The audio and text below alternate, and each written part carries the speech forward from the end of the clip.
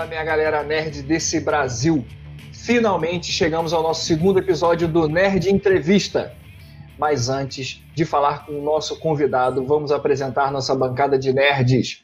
Do meu lado direito temos ele, nossa enciclopédia da bancada, Carlos Josel. Fala aí, Carlos. Fala, pessoal, tudo certo?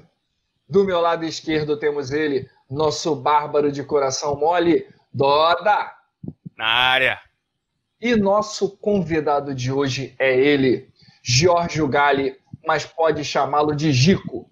51 anos, casado, pai de 2 filhos, jornalista, designer, quadrinista, professor e coordenador do curso de desenho Gico HQ.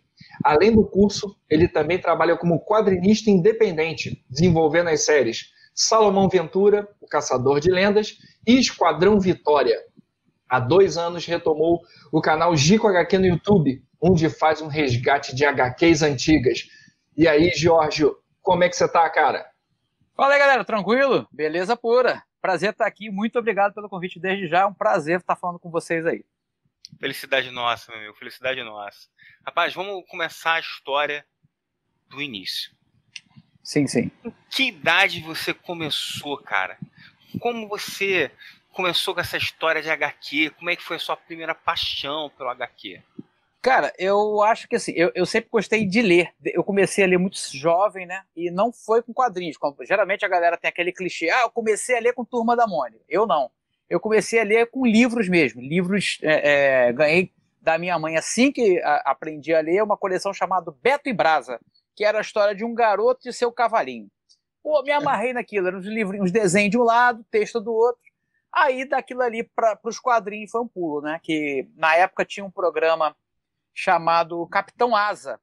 O Capitão Asa era um programa tipo Xuxa, só que quem apresentava era um camarada com capacete, tipo um capitão da aeronáutica, e ali passava diversos desenhos animados, tipo Homem-Aranha, Capitão América, aqueles desenhos desanimados da Marvel, né? Além de Ultraman, Ultra Seven, Speed Racer. Então aquele universo de ação era apresentado pra gente ali quando a gente chegava da escola, já sentava em frente à TV e assistia aqueles desenhos. E na época, quem publicava os quadrinhos da Marvel era a Block.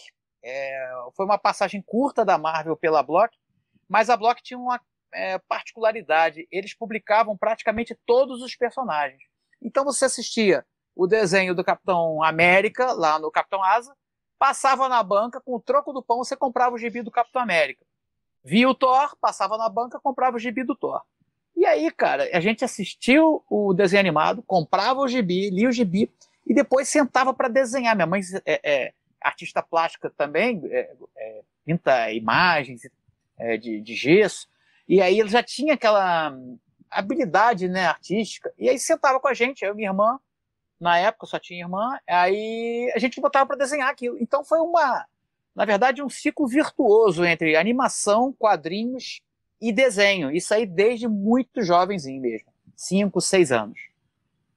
Tá aí nesse cultivo, qual que te marcou? Qual que foi assim que chegou e falou assim, é esse? Você diz o título? Ou o herói, né? Cara, o título. Pode ser o herói, ou então o desenho, ou o livro, no caso, que mais assim foi aquele que virou a chave, né? Dessa eternidade, eu acho que foi o Homem-Aranha, cara. Porque o Homem-Aranha era aquela coisa do personagem, apesar dele ser mais velho do que eu, né, o personagem, era aquele cara que você via a fragilidade dele e você sentia, pô, eu tenho um pouco disso aí, sabe? Do cara, a timidez, ele ser muito magrinho quando o Steve Ditko desenhava, quando eu comecei a acompanhar, né? Então ele não tinha aquele porte quase um semideus como o Super-Homem, por exemplo, né? Aquela coisa, ou aquele cara rico pra caramba que não era a minha realidade como Batman. Ele é aquele cara que tava ali tentando passar na prova, pô, tinha que conseguir remédio pra ti, e aquilo ali, já desde de pequenininho eu simpatizava muito. Além daqueles desenhos estranhos e porém maravilhosos do Steve Ditko, eu achava aquilo assim, uma coisa do outro mundo. Eu realmente ficava hipnotizado com aquilo. O Homem-Aranha teria sido assim a minha porta de entrada para a leitura de quadrinhos um pouco mais sérios, vamos dizer assim. Época boa essa que a gente podia comprar o quadrinho com troco de alguma coisa, né? Cara, então, eu falo isso nos meus vídeos. Ah, cara, o quadrinho era barato porque você comprava com troco de... E realmente comprava com troco de... Não vou dizer, não sou poliano. Eu tive uma infância confortável. Eu não era rico, mas eu podia comprar um gibi. Aí um cara outro dia reclamou comigo no canal que eu falei isso. Aí o cara falou, pô, mas eu não tinha dinheiro para comprar gibi. Assim, cara, eu sei disso. Eu não estou falando que era uma coisa acessível para todo mundo. Mesmo sendo mais barato do que é hoje, tinha gente que tinha que optar por comprar um saco de arroz ou comprar um gibi. Isso sempre, né? País das desigualdades. Isso não começou ontem e vem de longa data. Porém, se você compara com o preço de um quadrinho hoje, é muito, muito mais barato. Você comprava 50 páginas de quadrinhos, vamos dizer... Eu faço até uma brincadeira lá nos meus vídeos. Quando eu faço edição de colecionador, eu tenho uma calculadora de preços que você faz a conversão. Então, um quadrinho desse hoje custava aproximadamente, vamos dizer, esse da Block que eu estou falando, na faixa de uns R$3,50, R$3,50. Se você vai hoje na padaria com R$10, compra um pacotinho de pão e, sei lá, um sonho, sobra lá uns R$3 que você poderia comprar o gibi, entendeu? É nesse sentido que eu falo que dava para comprar com pão. Com o troco do pão. Entendi. E você citou, Jorge, o Steve Ditko, né? Sim. Ele foi assim, o desenhista, roteirista que fez você querer seguir num futuro a carreira, ou você acredita isso a um conjunto? Na verdade, foram várias influências. Conjunto de fatores. Quem foram essas influências que levaram você de ser uma criança que gostava de quadrinhos e que tentava colocar o seu talento ali no papel, para um momento em que você também percebeu que isso era um caminho que você ia seguir para sua vida adulta? Cara, sendo bem sincero com você, eu sempre eu sabia que eu gostaria de trabalhar com alguma coisa que envolvesse desenho. Só que a gente não tinha... por exemplo, para mim, quadrinhos era uma coisa meio mágica, sabe? Eu não tinha a sensação que aquilo era feito por uma equipe de artistas. Era uma coisa que vinha para mim, quando muito novinho, estou dizendo isso. Vinha aquela coisa pronta, impressa, era quase mágico mesmo. Eu ficava tão encantado com aquilo que eu não achava que era uma coisa que eu poderia fazer. Isso, assim, eu vou ser um consumidor disso aí o resto da vida. Mas não sei se eu vou trabalhar exatamente fazendo isso, porque eu nem sabia que isso era um trabalho. Você sabe que é trabalho, né? Para mim era uma coisa mágica, era divino. Então eu fui me encaminhando com o tempo para a área de comunicação. A princípio eu queria fazer publicidade. Aí eu fiz o vestibular para publicidade, só que a faculdade que eu passei, o curso de publicidade acabou não engrenando. Então eu acabei ficando para comunicação, área de jornalismo. E mesmo na área de jornalismo eu fui trabalhar, fui fazer charge. Você vê, eu sempre vou sendo jogado para o desenho. Fui trabalhar, fiz a parte de TV lá na faculdade e tal. Mas eu, por exemplo, não tive a indicação ou como é que se diz? Uma coordenação por parte da escola, de ninguém, que eu poderia, por exemplo, ter feito belas artes. Eu nunca estudei desenho. Eu digo assim, eu nunca tive um professor de desenho. Eu tive que aprender tudo na marra. Porque nunca ninguém falou para mim, cara, existe uma faculdade, por exemplo, de belas artes. Eu não sabia. Eu simplesmente eu ignorava esse fato. Então, só depois de mais velho que eu fui investir nisso mais profissionalmente. O meu quadrinho autoral mesmo, o Salomão Ventura, ele só surge na segunda pós-graduação que eu vou fazer, que é de design e ilustração. Antes disso, eu só fazia quadrinhos institucionais. Eu nunca tinha feito uma página de quadrinho mais séria, vamos dizer assim, entre aspas.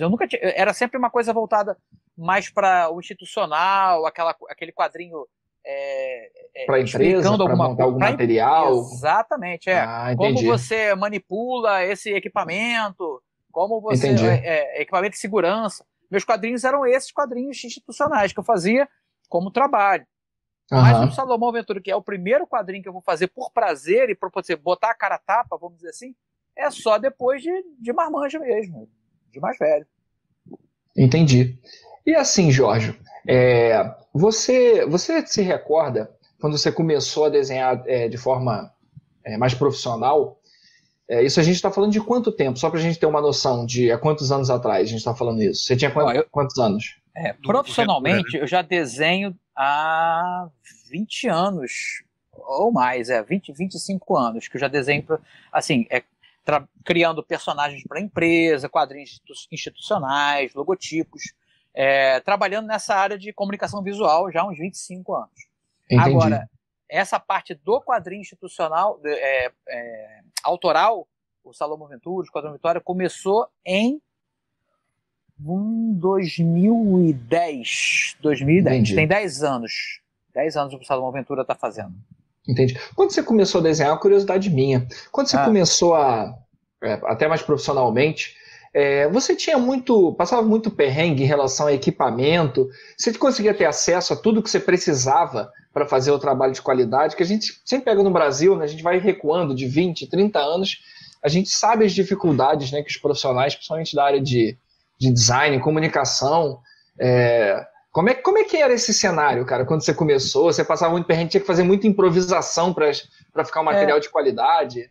Material até de aprendizado mesmo também, né? Então, deixa eu falar. Olha só, antigamente eu achava que assim, eu precisava de ter o material mais top para poder fazer o trabalho mais top. Essa era a minha sensação. Eu precisava ter o guache alemão, eu precisava ter o pincel alemão, eu precisava ter o nanquim americano, eu precisava ter o top. Só que essa impressão é errada, na verdade. Você vê as pessoas fazendo arte de muito boa qualidade com um material que você fica assim, cara, esse cara não fez isso usando isso. Mas Então hoje eu já digo, o material não importa tanto quanto o uso que você faz dele, entende? Então, hoje para mim, eu vou dizer que agora eu trabalho praticamente no digital, né? Eu não uso muito material tradicional.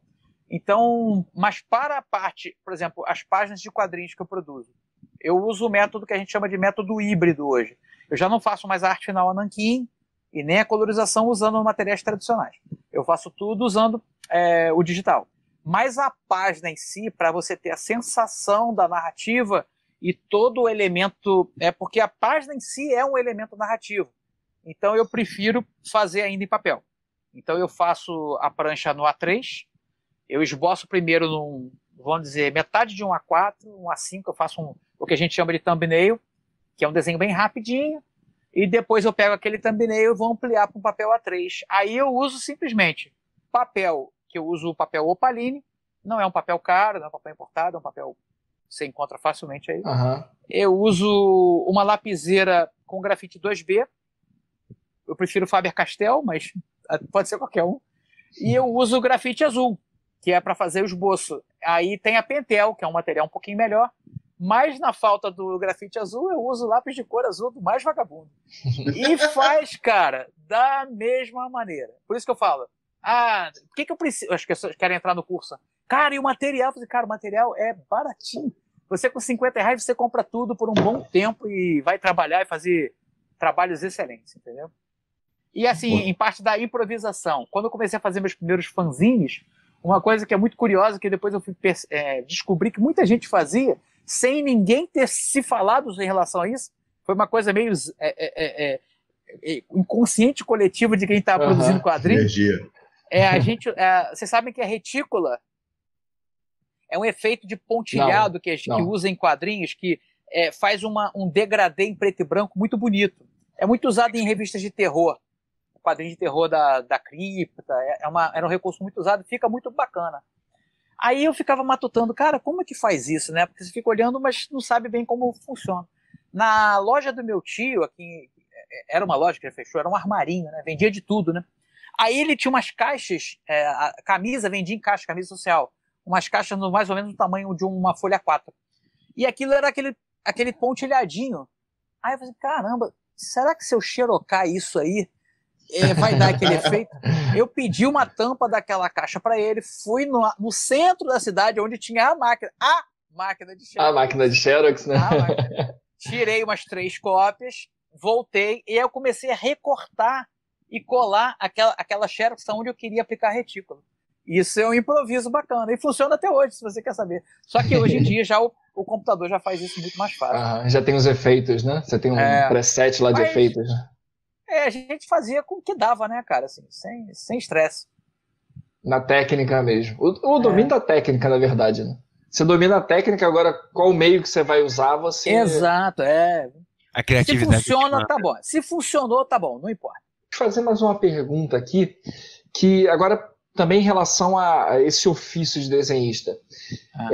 Um desenhista, você, quando você sentiu assim, não, agora sim eu sou desenhista, eu quadrinista, de forma completa. A gente tem que dominar o quê? É um conjunto de técnicas? Você precisa dominar várias técnicas? Ou o desenhista ele também pode se especializar em mais um tipo de técnica e trabalhar em uma parte do processo criativo? Sim, como é que funciona isso? Bom, primeiro, só para esclarecer, eu não me acho pronto para nada. Estou estudando todos os dias. Eu sou um aprendiz ainda, então eu não estou preparado, eu não sou o bam. Eu sou um cara que tenta todo dia. Todo dia eu tento um pouquinho e eu acho que eu melhoro um pouquinho a cada dia, como tudo que a gente faz na vida. Se você gosta de jogar bola, se você joga bola uma vez por semana, seu aprendizado vai ser 1. Se você joga bola e vai jogar bola todo dia, com certeza seu aprendizado vai ser muito mais proveitoso e mais rápido. Então, com desenho é a mesma coisa. Eu procuro desenhar. A gente está falando, eu estou desenhando. Eu estou sempre desenhando. Então, sempre que eu posso, eu desenho, eu tento desenhar todo dia. Isso dito, em que a gente precisa dominar, né? Dominar também é uma coisa meio complicada, esse termo dominar, mas seria bom que você tentasse estudar mais aquilo que você quer produzir. Por exemplo, eu quero ser um quadrinista de super-heróis, eu quero desenhar para Marvel. Aí, cara, seria bom você estudar muito anatomia, bastante anatomia masculina, feminina, crianças, animais, perspectiva, que é uma coisa muito deixada de lado, desenho de cenário, automóveis, avião, seja lá o que for, composição, que é a união desses elementos todos de uma maneira harmônica dentro de um quadro, narrativa, principalmente narrativa, que é o contar de uma história sem a necessidade de ter texto. Você tem que olhar aquela prancha, você tem que olhar aquele quadro, você tem que entender o que está acontecendo ali sem precisar ler. Palavras, essa é a narrativa visual. A narrativa visual, a contar a história usando imagens. Isso seria o mais importante.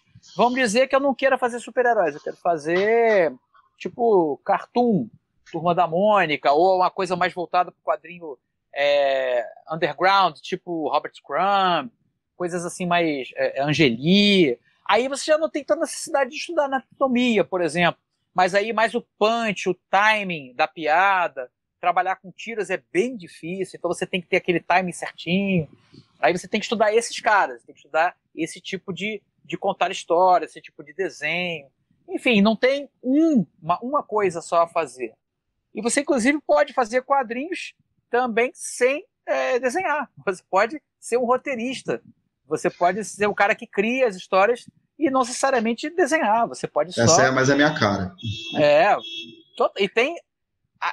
Hoje a gente tem roteiristas que se destacam mais até do que desenhistas. Por exemplo, 2 que eu vou falar rapidamente aqui, vocês vão concordar comigo com certeza. Alan Moore e Neil Gaiman. São caras que... sem dúvida alguma. Eles vendem o quadrinho deles só com o nome deles, aí não dão um rabisco. Certo? O nome dele vende qualquer coisa, cara. Se botar em copo, coisa. Ele tá vendendo. Um copinho de plástico tá vendendo. Agora tem uns caras, Brian Michael Bendis, os caras que estão vindo da segunda leva assim, de roteiristas que também já trazem o nome, né? O Brian Michael Bendis, o Rick Remember.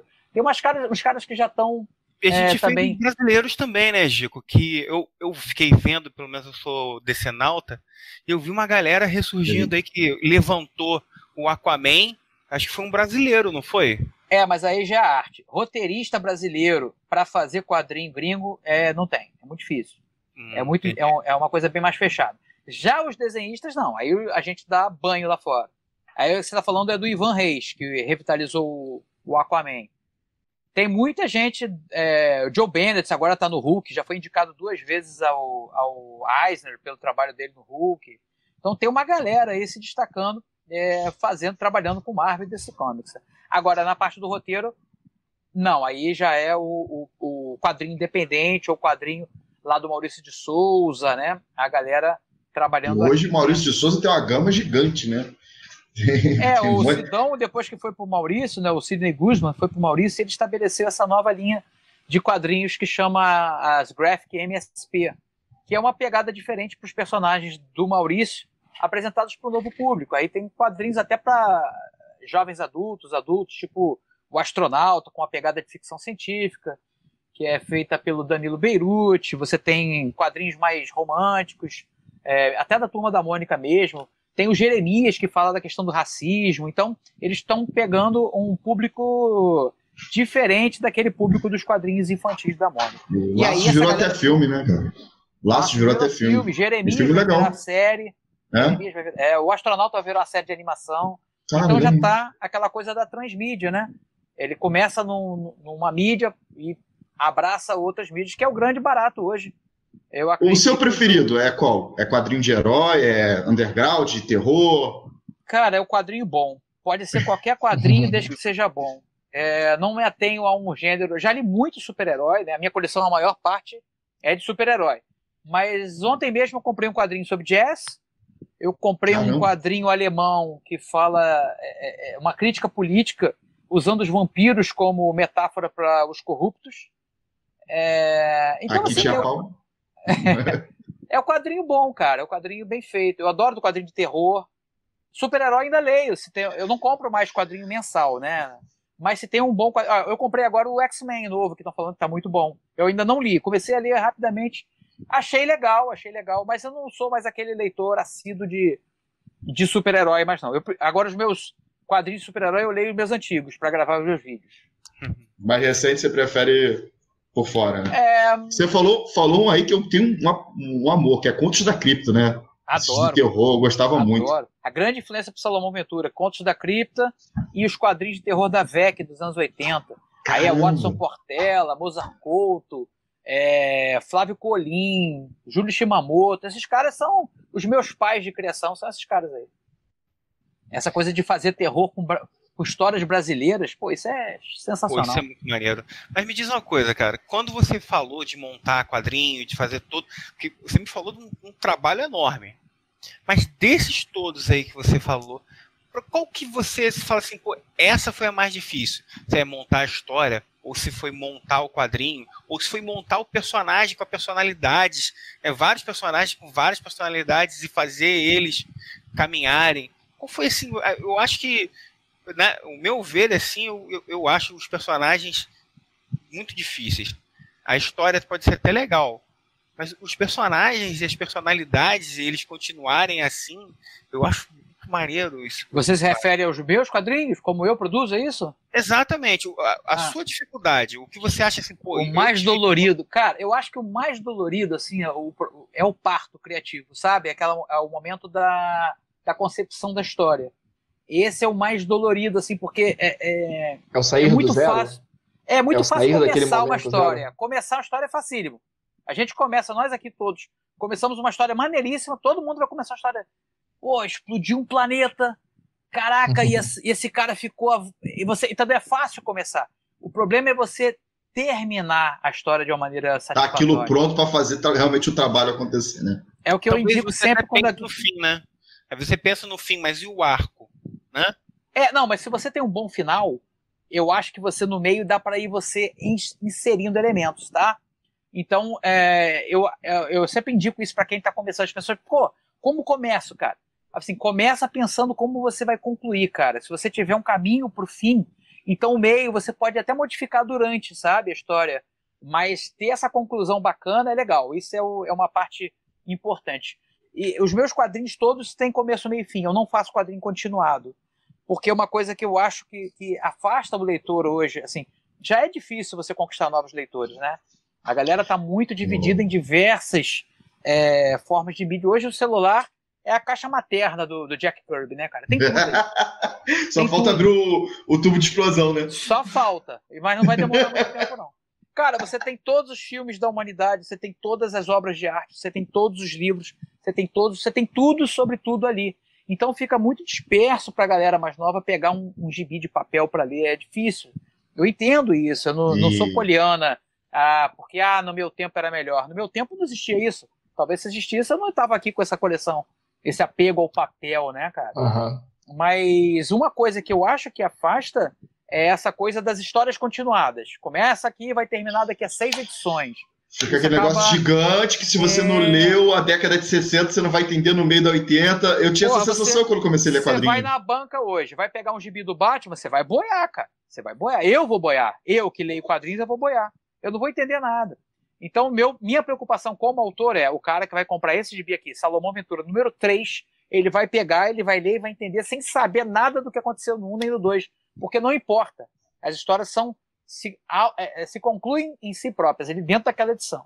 É uma coisa que eu me preocupo. Então, tendo em vista esse objetivo, eu já, quando começa aquela história naquele quadrinho, eu já sei como vai terminar e não deixo nenhum tipo de amarra. Eu posso, sim, lançar algumas pistas que vão tornar a leitura de todos os quadrinhos um pouco mais prazerosa para quem teve ali aquela companhia comigo durante todos eles. Mas não vai atrapalhar a leitura de quem comprou só o número 3, por exemplo. Sensação que eu tinha quando lia mangá. Tinha alguma coisa que ia acabar, você não precisava... Esse é um ponto positivão do mangá, porque os mangás acabam, a maioria deles, né? Era assim, né? Agora o pessoal fez One Piece, Naruto, que não acaba nunca. Veja assim, eu não sou um grande leitor de mangá, confesso. Mas eu tenho aqui, eu consegui começar a comprar de novo quando saiu o Lobo Solitário. Pô, é maravilhoso o Lobo Solitário. Muito maravilhoso. Bom. E o Lobo Solitário você pode pegar lá o 20, você lê aquele resuminho que tem na orelha, beleza, você vai aproveitar a história, porque ali já está dizendo o que é. E as histórias do Lobo Solitário também são autocontidas. E essa lição aí, que é uma lição bacana que a gente pode pegar, histórias autocontidas. Acho importante isso. Eu lia, cara, um gibizinho do Tex. Que eu achava muito bom. Tex, e, cara, eu achava ele simples. E por mais que ele tivesse vários arcos, várias histórias, mas se você pegasse aquele gibizinho ali, você ia se divertir. Também era os quadrinhos da Bonelli são todos assim, eles são é a mesma coisa que eu falei. Tem pequenos, vamos dizer assim, easter eggs, que quem leu lá, antigão, vai pegar, lembrei disso aqui, mas não afeta em nada a história. O Tex é um quadrinho que eu posso falar assim, não tem Tex ruim. Você pode ir lá na banca agora, pega um e leva para casa. Você vai se divertir. São histórias bem feitas, bem construídas e autocontidas. E são personagens carismáticos. Pô, o Tex está aí há 70 anos ou mais, cara. Não é qualquer personagem, entendeu? Então, é uma escola boa, a Bonelli, que os quadrinhos italianos. São muito, muito competentes. Gosto do Zargo e Dylan Dog. Dylan Dog, Zago, Martin Mister, Nick Ryder, são personagens... O interessante lá, uma coisa que eu não entendo muito bem o porquê, é que os quadrinhos italianos, né, nenhum se passa na Itália, são todos nos Estados Unidos. Ou na Inglaterra. Na Inglaterra. Na Inglaterra, cara. Você falou um negócio que eu não tinha entenado. São feitos na Itália por artistas italianos, são todos italianos, roteiristas, mas os personagens não são. Isso deve ser a vida bucólica italiana, né? O pessoal tomando vinho, com vinhos e queijos maravilhosos, não tem. O cara não vai sair para uma aventura, não. Dá pra fazer uns traumas ali de terror sinistro ali em Roma, né? Pode crer. Com certeza. Jorge, queria te fazer uma pergunta que pinga fogo. Vamos ver. Vamos ver se... Normalmente, os nossos episódios, a gente sempre termina com algum de nós sendo xingado pelo pessoal, né?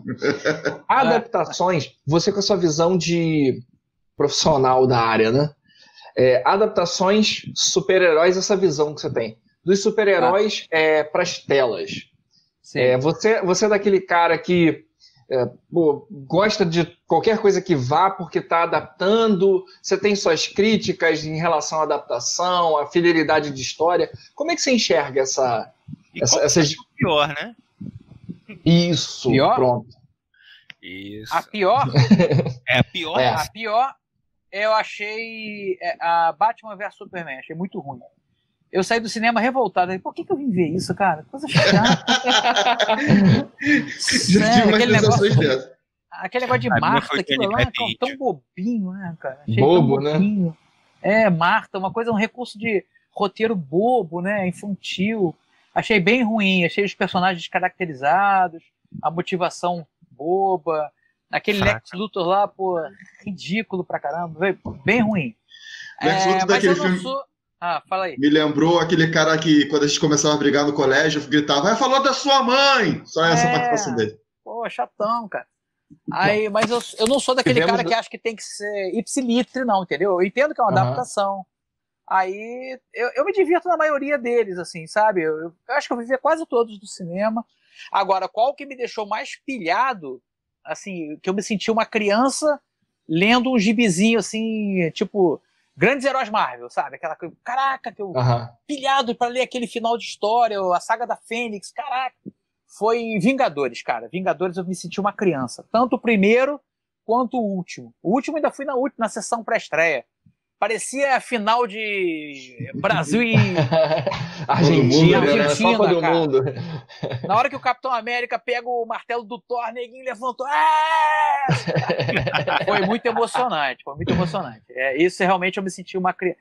Não, eu sei que os filmes têm seus defeitinhos, têm seus probleminhas, um negocinho ali, outro no roteiro, mas eu meio que desligo o cérebro, sabe? Eu vou pra me divertir, pra ser criança. Pra ser criança de novo, cara. Sim. E me diverti muito no Vingadores 1 e no Vingadores o último aí. O último. Endgame. Endgame. Pra gente mudar um pouquinho do assunto em relação à visão sua, Jorge, como produtor, essa visão de se tornando roteirista, como é que agora puxando um pouquinho para esse lado mais de empreendimentos, de organização de empreendimentos, a gente fez uma pesquisa aqui na sua biografia, né? E você tem um histórico, né, cara, de realização de eventos, de participação em eventos. Então, assim, eu queria que você falasse um pouquinho pra gente. Como é que foi essa experiência de realizar eventos, de você organizar eventos, e o que você teve de desafio ao realizar esses eventos, nesse cenário? Acredito que você tenha realizado aqui nesse cenário de interior de um estado. Como é que você viu funcionar dessa maneira? O que você teve dificuldade? E como é que foi participar de eventos? Tá. Organizar, cara, eu acho mega estressante. Eu fiz, assim, na verdade foi uma forma de divulgar o curso, né? E fazer uma reunião de amigos, né? Da galera que gostava daquilo ali. Começou bem pequenininho. O primeiro foi no shopping onde o curso funciona. Deve ter juntado lá umas 100 pessoas no máximo. Bem pequenininho, não tinha stand nenhum, só o do curso. E eu fiz uma feira de troca de... Você levava o que você quisesse trocar e trocava lá, ficava uma feira livre. E nada foi cobrado de ninguém, foi tudo gratuito. Aí aquilo ali o pessoal gostou, começou a dar um feedback, eu falei, vou fazer outro, né? E passou acho que um ano, eu fiz outro, aí eu já me organizei um pouquinho mais, já coloquei mais mesas, chamei alguns expositores, a galera botou camisa, camiseta, alguma coisa de brinquedo. Teve uma galera de Star Wars que foi vestindo, né, Stormtrooper, Darth Vader. Aí a galera tirou foto. Esse segundo evento já juntou aí umas 250 pessoas, e também totalmente gratuito. Aí que eu vi que o negócio, esse negócio dá caldo, né? Só que era muito estressante, porque começou a juntar muita gente. Então, como era um evento gratuito, o pessoal do shopping começou a implicar comigo. Por incrível que pareça, eu tava botando muita gente, eles achavam ruim. Coisa de cidade pequena mesmo, né? Nosso shopping tá lotado, que coisa horrível. Cara. Aí aquilo, eu comecei, me aborreci com alguns que nem estão mais lá, né? Já saíram, fecharam a loja lá. O pessoal foi lá reclamar, ficou me filmando. Aí nesse terceiro... Por que será que fecharam as lojas, né? Pois é, né? I wonder. Aí eu comecei a cobrar dos expositores para poder pegar aquela graninha e investir em propaganda. Aí eu fiz panfleto, fiz anúncio no Facebook, no Instagram. Então não era uma grana muito alta, não. Acho que era tipo R$100 por mesa. Era uma coisinha assim, não deu... Quase que simbólico, né? Foi tipo assim, os caras ganhavam muito mais do que investiam. Tanto que todo mundo perguntou, acabava o evento, quando vai ter outro? Pilhado para participar. Mas aí, cara, eu comecei a ficar meio desgostoso, sabe? Algumas coisas assim, de falta de educação mesmo lá do pessoal, aí, não dos visitantes, assim, do pessoal do shopping. Aí eu quero saber, chega, pra mim já deu. Aí eu fiz o último evento, foi antes do fim do mundo, né? Eu fiz antes da pandemia. E antes da grande pandemia, né? Não vou fazer mais não, sabe? Meio que me desmotivou. Não descarto fazer em outro local, mas eu acho que ali no shopping não cabe mais, porque já estava muito... O último deve ter dado, tipo, 600 a 700 pessoas. O espaço não comporta, tava muita gente. Não eu só teria que ir para uma situar, escola. Só para situar os nossos ouvintes, pessoal, o cenário que o Jorge tá falando pra gente é de uma cidade do interior do estado do Rio de Janeiro, né, Araruama, e a cidade em torno de 70, 80 mil habitantes. Então, assim, num evento que ele realizou, conseguiu juntar 700 pessoas, 600 pessoas, para uma cidade de 70, 80 mil habitantes, do interior, né? Normalmente a gente já tem mais dificuldade em realizar esse tipo de evento. Desse último aí, cara, já veio gente de tudo quanto é lugar, não veio só gente da cidade, né? Veio gente de Cabo Frio, de Búzios, Saquarema, veio a galera. Foi muito legal a receber. E assim, na paz, no sapato, não teve um estresse com o público. Briga de espécie nenhuma, confusão, nada. Tudo na paz, na tranquilidade. Só que eu fiquei muito tenso, me preocupei um pouco. Podia acontecer alguma coisa e estava tudo nas minhas costas. A galera racha os louros, né? Mas os perrengues é comigo. Aí eu quero saber, não, aí já deu. Mas, de repente, quando o mundo voltar a funcionar, quem sabe eu volte a fazer num espaço apropriado, tipo uma escola, uma coisa assim, mais com uma infraestrutura um pouco melhor. Agora, participar de evento, cara, como autor, né, é outro perrengue. Porque você não tem nenhum tipo de suporte, cara. Assim, eu já perdi, sem sacanagem, umas 4 malas que se destroem quando você vai levar... Porque é muito peso levar quadrinho para evento. E aí fui para Belo Horizonte, no FIC, algumas vezes, e fui na CCXP em São Paulo algumas vezes. É tudo por tua conta, né, cara? Eu já perdi avião por causa de mala, tive que remarcar voo. Já fui, são 3 amigos que trabalham sempre juntos. A gente racha o stand e um dá suporte pro outro. Você vai almoçar, o cara fica no teu lugar. Então a gente chama o nosso grupo Los 3 Amigos. Eu, o Tito Camelo, todos 3 autores, né? Tito Camelo, eu e o Arthur Cordeiro. Cada um faz um tipo de quadrinho diferente. E a gente racha quarto de hotel. A gente passa os mesmos perrengues. E aí, cara, tem perrengue tipo isso. A sua mala estourar, você tem que levar quadrinho no lombo. Você come mal, você não descansa quase. Uma vez em Belo Horizonte, foram 4 homens num quarto, cara, sem ar-condicionado, em Belo Horizonte, cara. A capital mundial do calor, cara. É muito quente aquilo lá. Que situação horrorosa, né? Meu Deus, cara, a gente ficava pedindo, cara, ventilador. A gente pediu pra mudar de quarto, né? O nosso quarto não tem ar. Será que dá pra mudar pra gente pra um quarto com ar? Senão o hotel não tem ar. Vocês podiam ter avisado isso na hora que a gente, né, fez a reserva. Aí pedimos 4 ventiladores, cada um virado na cara do para conseguir dormir. Aí chegava no evento, no FIC, na Serraria Souza Pinto. Não sei se quem já foi aqui no FIC, ou dos ouvintes aí, quem já teve lá em BH. Cara, é quente, cara, é quente. E aí vem juntando gente, chega de tarde, você não consegue andar, você consegue cortar o ar com a faca de tão denso que fica aquilo. É muito perrengue. Aí você come mal pra caramba.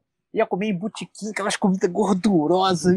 Cara, é só porque a gente ama muito essa porra mesmo, porque senão você não vai, cara. Você pensa, não, chega, I'm too old for this shit, chega.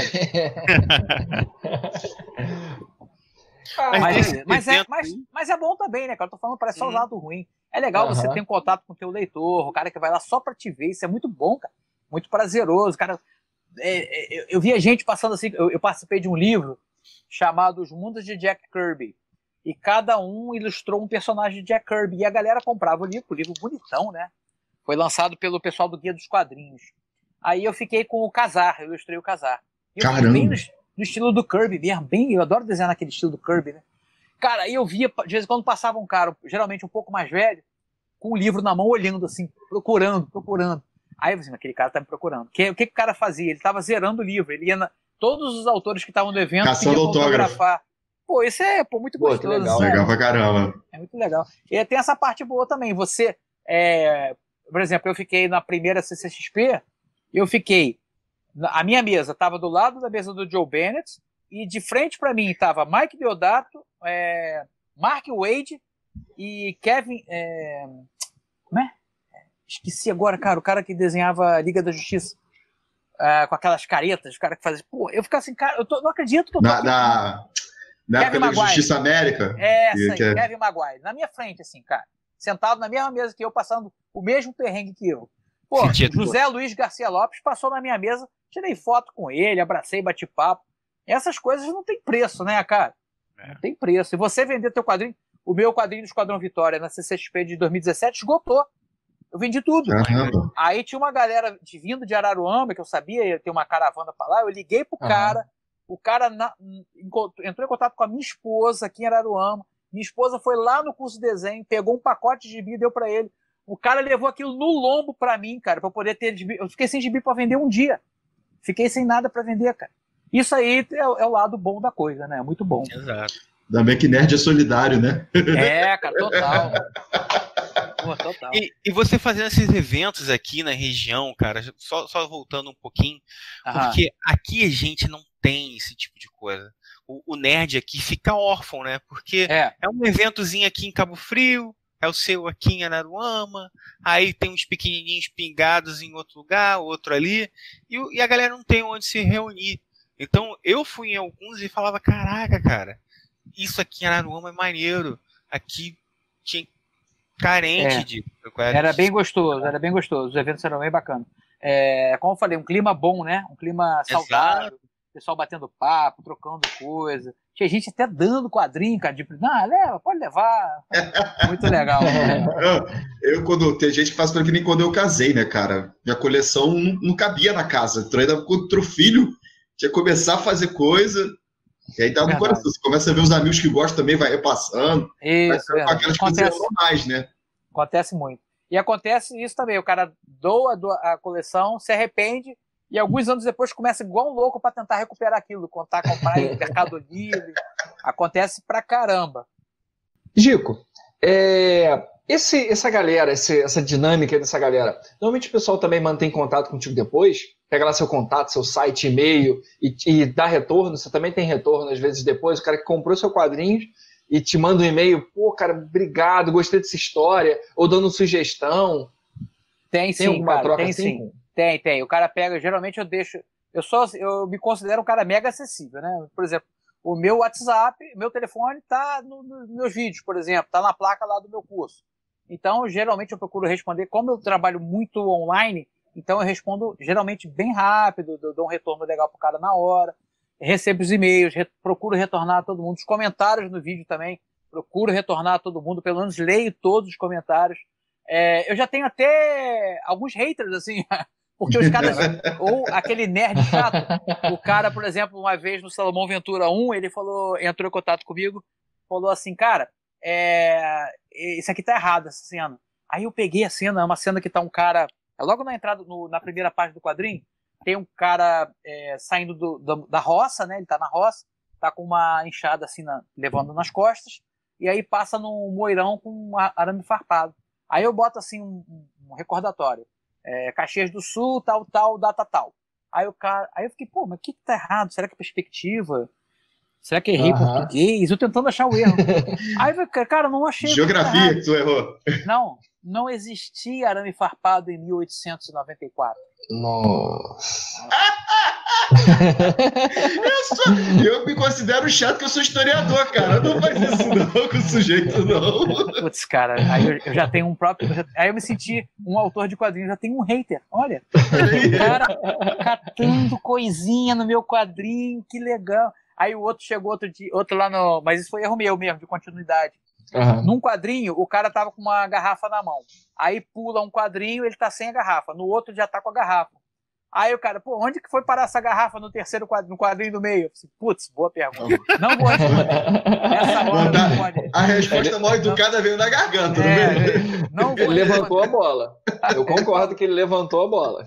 E outro dia, outro cara entrou em contato para falar do Salomão Ventura, o Arquivos Secretos, que é uma história que se passa no passado do personagem, na Segunda Guerra Mundial, onde nazistas estão vindo para o Brasil em busca de um amuleto místico da Umbanda que traz os mortos de volta à vida. Chama o Talismã de Exu. Eu adoro esse nome porque parece um nome terrível. Sonoro, né? Exu, né? Uma coisa que... Aí eu fui pesquisar orixás e tudo. Cara, Exu não tem nada de mal, na verdade. Ele é o representante de... Ele seria o arquétipo do Hermes, o mensageiro. Entre os deuses mortais. Aí eu achei o Exu mó barato, assim, um personagem mega interessante, né? Aí eu falei, pô, vou botar... Aí eu perguntei, logo, para as pessoas que seguem a religião, se eu estava sendo ofensivo de alguma maneira, porque, pô, Deus me livre, ofender alguém da religião que seja, né? Aí o cara, não, cara, eu acho até legal você fazer isso, porque quebra preconceito. Inclusive, depois disso, eu fui colocar no Esquadrão Vitória, uma das personagens chama Yalorixá, é a mãe de santo, que seria, assim, o arquétipo da Feiticeira Escarlate. Aí eu fiz todo um trabalho, ela tem um visual muito bonito e tal. E aí as pessoas vêm me elogiar, porque eu tô fazendo vamos dizer, essa quebra de preconceito, né, cara? E algo nosso, né, cara? Gostei muito dos seus quadrinhos, são algo nosso mesmo. Bem brasileirão, né? Aí, voltando lá, o cara, ele falou que meu quadrinho tava errado. Aí eu falei, porra, o que eu errei agora, caralho? Aí ele falou assim, o Brasil não tinha entrado na guerra, então... Não, já tinha rompido as relações com o eixo. Então ele não era mais um país neutro. Porque no recordatório tá falando assim, o Brasil era um país neutro. Ele não era neutro. Então o erro... Teu problema com os historiadores, eu tô chegando. Os historiadores não gostam muito. Cara, o que eu queria dizer é o seguinte, o Brasil não estava em guerra ainda. Ele podia, eu não entrei em nenhum, nem porque não importa. Minúcias ali, né? Não importa. Ai, cara, aí o cara é só outro hater. Ai, meu Deus. Mas tá bom. É assim mesmo, a gente bota o trabalho na rua para levar a cara a tapa. Isso faz com certeza. Você já tá pincelando um pouquinho do Salomon, pincelando um pouquinho do Esquadrão. Pô, tu podia, cara, explicar pra galera quem é o Salomon, quem são o Esquadrão, pra galera, sabe? Onde que vieram as inspirações pra eles. Exatamente. Então, não precisa dizer que o Jack Kirby tá aí, não, entendeu? Não. Mas, bom, vamos lá. O Salomão Ventura, ele começou como... É um personagem que eu tinha criado já há um tempão, que eu, como eu falei no comecinho aí do podcast, eu gostava muito dos quadrinhos de terror produzidos no Brasil no finalzinho dos 70, começo dos 80. Até meados dos 80, o terror era muito forte no Brasil. Vendia muito, tiragens altíssimas. A editora VEC publicava almanacs, assim, e só com autores brasileiros. Aí tinha o Mozart Couto, como falei, Flávio Colinho, Shimamoto. E eu morria de medo daquelas histórias, morria de medo. E eu adorava ler porque eu sentia medo. Eu gostava dessa sensação, né? E aquelas coisas bizarras, falava de lobisomem brasileiro, vampiro brasileiro, coisas do Brasil, assim, coisas do folclore. Isso ficou muito marcado em mim. Aí eu comecei a criar a história de um cara que seria um caçador das lendas do folclore. No começo era bem diferente do que ele é hoje. Ele era um detetive, né, desses tipo Constantine, Vingador Fantasma, essas coisas da DC Comics, assim, que simplesmente caçava as lendas do folclore. Uma coisa mais policial. Depois eu fui mudando um pouquinho, o personagem foi evoluindo, e ele passa a ser uma lenda também. Isso não fica explícito nos quadrinhos, eu só estou revelando isso, vai surgir agora no quarto quadrinho que eu estou produzindo agora, mas você já tem pincelados, porque ele já conhece o Saci desde a primeira história, ele fala com o Saci como se se conhecesse de muito tempo atrás.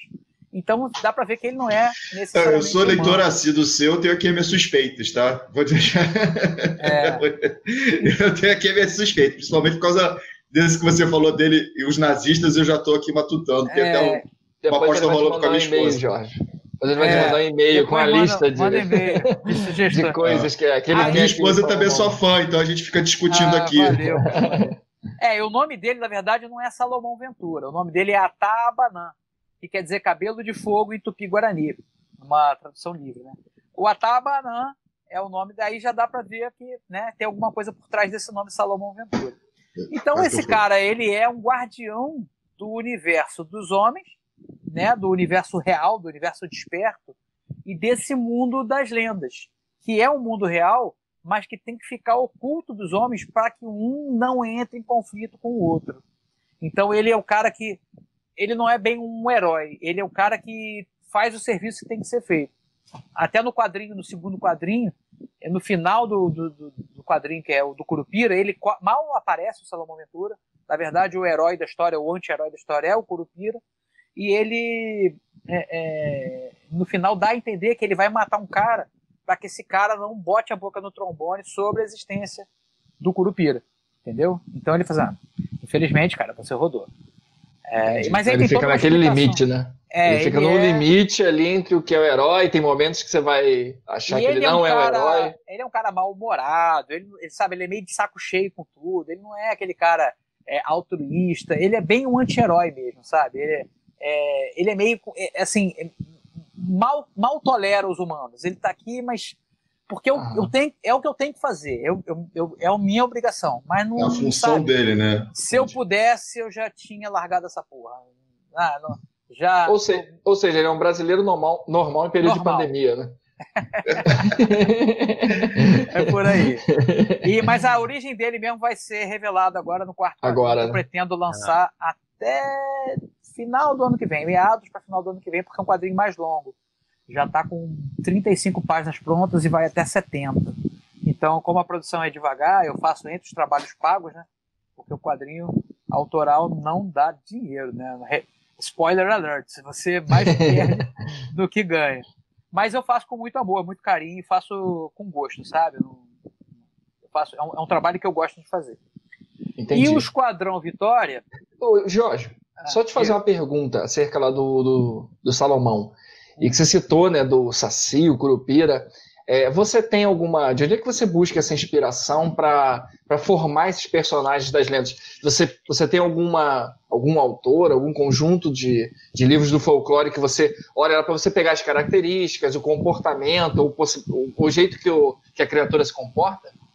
Sim, eu pesquiso em Luiz da Câmara Cascudo, que é um dos maiores folcloristas do Brasil, e ele tem bons livros sobre folclore, né? E o que eu gosto, que minha Bíblia aqui, que está ali do meu lado, estou sempre pertinho dele para tirar ideia, é o Geografia dos Mitos Brasileiros. O que esse livro faz? O que ele fez no Câmara Cascudo?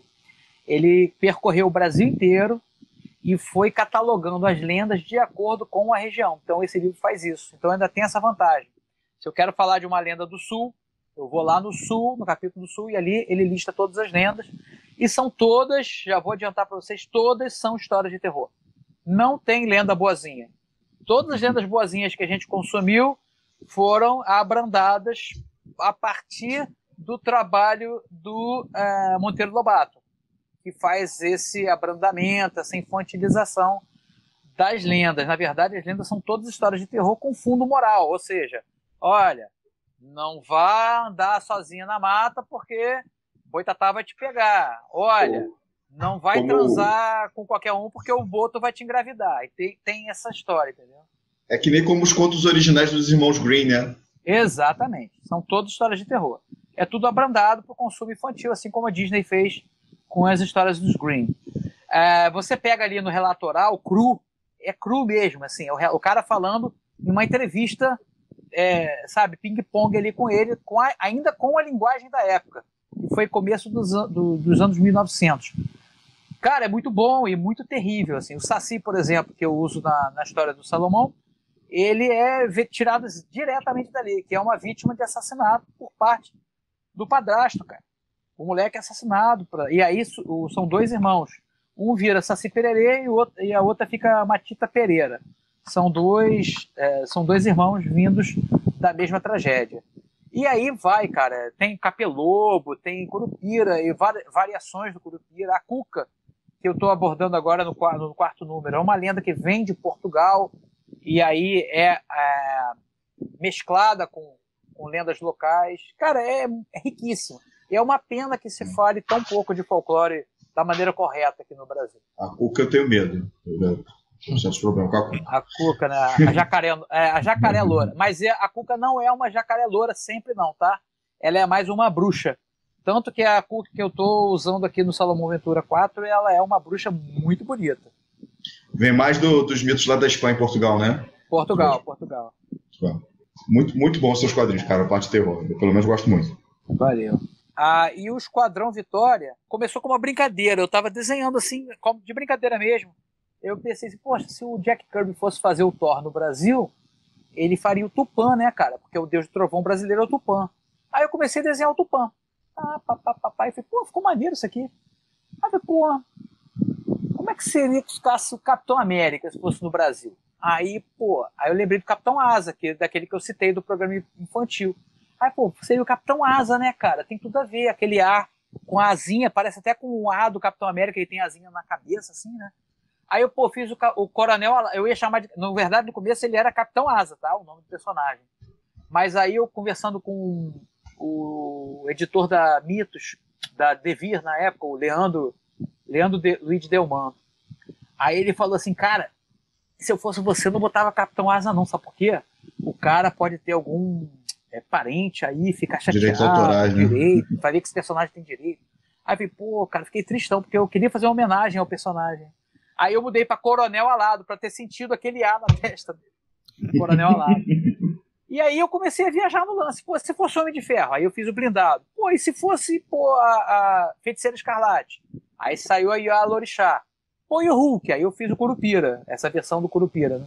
E foi assim, aí depois que veio a história, na verdade, né? Primeiro vieram os personagens e eu fiz as origens de todos eles. Eu digitei a origem de todos eles e tudo com aquela pegada da Marvel mesmo, dos anos 60. Mesmo estilo de história. Depois que veio a ideia de fazer um gibi. Cara, eu vou fazer um gibi disso aqui. Aí comecei a fazer de brincadeira e, pô, deu mega certo, assim, deu super certo. E já agora tô terminando, eu terminei a segunda edição que conta justamente aquelas origens que eu digitei lá no comecinho da criação. O trabalho que vocês fizeram do gibi, ele realmente parece um gibi da época, né? Um quadrinho da época. Foi um trabalho muito legal que vocês fizeram do gráfico, das mensagens, né, no meio da revista, aquilo era barato. Sim. Tudo isso aí foi pensado para... É a sensação de você ter comprado aquela revista num sebo. É aquele gibizinho ali, pô, olha só o que eu achei aqui, com um selinho colado, rasgadinho. Engraçado, lá na CCXP, eu tava vendendo o gibi, uma pilha assim, né? Aí o cara comprava e daqui a pouco ele voltava, pô, dá pra você trocar um sem esse rasgado aqui? Disse, não, cara, isso aí é impresso, não tá rasgado não, olha só. Aí o cara passava a mão, pô, é mesmo, maluco? Eu pensei que tava rasgado. Cara, várias vezes. Aí eu então voltava assim, pô, cara, não tem um sem esse selinho colado aqui? Não, cara, o selinho tá impresso, vê só. Aí tinha as páginas, por exemplo, para não ficar o branco do papel, eu apliquei uma textura de papel velho. Então as páginas são todas amareladas. E nessa edição eu estou fazendo a mesma coisa. Só que agora eu vou imprimir no papel offset, para parecer mais antigo ainda. Caraca. Que legal. Ficou um trabalho muito legal. De eu ver gente se questionando mesmo, cara. Isso aqui é antigo, Cara, teve gente entrando em contato comigo para comprar os gibis que estão anunciados do Coronel Alado e do Curupira. Pô, eu queria esse aqui também. Aí, o cara mandou, pagou, fez o depósito. Cara, que isso? Isso não existe, cara. Isso é uma brincadeira, cara. Você não tá vendo aí, olha o preço. É cruzeiros, 10 cruzeiros. O cara botou em reais na minha conta. Aí eu tive que devolver o dinheiro pro cara. Uma mão de obra danada. Mas é legal, porque a galera comprou. E tem as futuras, hein, chefe? Já sabe o que fazer para vender. Cara, pois é. Nessa agora eu inseri outros bônus. Tem propaganda de época, de produto da época. Tem a sessão de cartas, que era uma coisa que a gente lia muito dos quadrinhos. E a sessão de cartas tá bem divertida, porque quem é leitor de quadrinho vai reconhecer quem foi que mandou as cartinhas. Tem arte do leitor, que foram alunos do meu curso que fizeram o desenho dos personagens. Então tá bem, bem legal mesmo. Tá bem divertido. O gibi, como a gente falava mesmo, o quadrinho antigo, né? Aquele formatinho, não vou dizer que era maravilhoso, até para olhar, né? A página maior, você tem mais detalhes da página. Mas eu achava que era um pacote muito bom. Você tinha ali uma mistureba de história. A editora cada vez botava uma história diferente. O nicho de caça-palavra. Atividades. E você tinha em uma revista uma variedade de personagens que mudava sempre. Então você conseguia acompanhar praticamente tudo que saía na banca com um pouco a grana, né? E o formatinho, eu não tenho nada contra o formatinho, eu adoro. Ele é bom de guardar, ele é pequenininho, sabe? É bom de ler deitado, porque ele não é pesado. Eu sou apaixonado pelo formatinho. Os meus gibis eu faço em formatinho, um pouquinho maior que formatinho. É o formato Paraguai que a gente chama, 16 por 23. Nem lá nem cá, é meio termo. Mas é muito bom. Jorge, pegando esse gancho das HQs, explica explica pra gente, explica aqui para os nossos ouvintes também, como é que funciona o seu curso, que você já falou do seu curso, falou que seus alunos também ajudaram, né, ajudaram a produzir uma parte aí das suas HQs de produção autoral. Como é que funciona o curso? Explica aí pra gente como é que é, para quem é. Será que eu tenho que ter talento já prévio para entrar ali? Eu tenho que ter dom para entrar no curso? Como é que é? Como é que funciona isso aí para a gente poder entender? Então, cara, o curso está indo para o 8º ano já de existência, né? É a segunda versão dele, na verdade. A primeira versão dele não chamava ainda Gico HQ, era um curso chamado Invasor, que era o nome de um jornal cultural que eu tive aqui na cidade. Eu lembro. Você lembra do Invasor? Então, foi o primeiro jornal Fanzine cultural. Também depois. Foi o primeiro jornal cultural da região. Aí o curso de desenho, antigamente era só de super-heróis. Aí surgiu a oportunidade, eu tenho a loja lá onde funciona o curso, era minha, e eu tinha montado a princípio um estúdio de comunicação. Só que trabalhar com comunicação no interior de maneira independente é complicado, porque é muito pingado, né, cara? E aí a minha esposa que falou, cara, bota o curso de desenho de novo, porque acaba virando um fluxo mais contínuo, né, de grana, né, os alunos são, apesar de ser uma mensalidade baratinha, aquilo é todo mês, aquele pingadinho, e, família para cuidar, né, cara? Vamos ver, né, o que dá. Comecei o curso de novo, usando metade da sala só, eram 10 vagas que tinha, e só para super-heróis. E voltado para o aluno principiante. Sempre, meu curso é para principiantes, mas não tem limite de idade. No começo, eu coloquei um limite a partir de 12 anos, tá? Então era a partir de 12 anos voltado para o público, para o desenhista de super-herói. Só que começou a aparecer muito mais interessados do que só super-herói. Então, logo em seguida, assim, alguns meses depois, eu já inseri o curso de cartoon, que é um desenho mais parecido, vamos dizer, Turma da Mônica, sabe? Uma coisa mais fofinha, mais cartunesca mesmo. E aí eu já comecei a admitir alunos a partir de 8 anos. Também principiantes, né? Então, aí precisa ter dom. Esse palavra dom é um pouquinho complicado, como a gente está conversando antes do bate-papo gravado aí. Mas, assim, você precisa ter vontade de estudar desenho, né? Porque é uma coisa que vai te demandar tempo. O curso não faz mágica, não é assistindo uma aula por semana que você vai sair desenhando, se você não treinar e não refizer aqueles exercícios, porque são duas coisas que atuam no aprendizado do desenho. A memória muscular, ou seja, sua mão, através da repetição de determinadas formas, você conseguir fazer aquelas formas cada vez mais facilmente, e a memória visual, né? Você guardar aquele desenho na sua cabeça e tentar reproduzir sem olhar. Só que tem aí o macete. Qual é o macete? A gente faz lá no curso a técnica de associação de formas geométricas simplificadas. Hoje todo mundo consegue desenhar mais ou menos um círculo, certo? Aqui todos nós conseguimos fazer mais ou menos um quadrado. Mais ou menos. Mais ou menos. Mas sabe pelo menos o que é um círculo, o que é um quadrado. Eu sei. Você consegue associar essas formas e a partir dessa associação você começa a construir figuras mais complexas. E tudo tem uma regra, seja desde a construção de uma cabeça até a construção do corpo inteiro, você tem uma regra, determinados elementos que colocados ligados a outro, ou assim, dependendo de outro, você acaba conseguindo posicionar eles de maneira satisfatória. É isso assim, dessa maneira que funciona o curso. Hoje a gente atende alunos a partir, como as aulas presenciais estão ainda por causa da pandemia suspensas, só estamos tendo aula online. As aulas são ao vivo e a gente usa lá o aplicativo Discord, que é um aplicativo que a galera usa mais para videogame. E eu descobri ser excelente para aula de desenho, porque você, ao mesmo tempo que conversa, você pode compartilhar a tela. Então, os alunos veem os desenhos deles, que eles mandam via foto para mim. Eu abro aqui na minha mesa digital e apresento para ele onde é a correção. Então, eles veem, como se estivesse na sala de aula, exatamente o que precisa ser modificado no desenho, onde precisa aumentar, onde precisa diminuir, que tipo de coisa de alteração tem que ser feita para que o desenho fique mais próximo ao que a gente quer do estudo lá. A gente tem os estilos super-heróis, Marvel e DC. A gente tem ainda o estilo cartoon. E o último estilo que entrou no curso, que faz grande sucesso, é o mangá.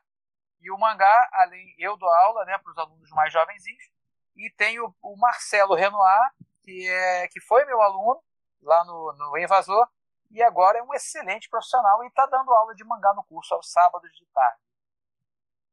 Entendi.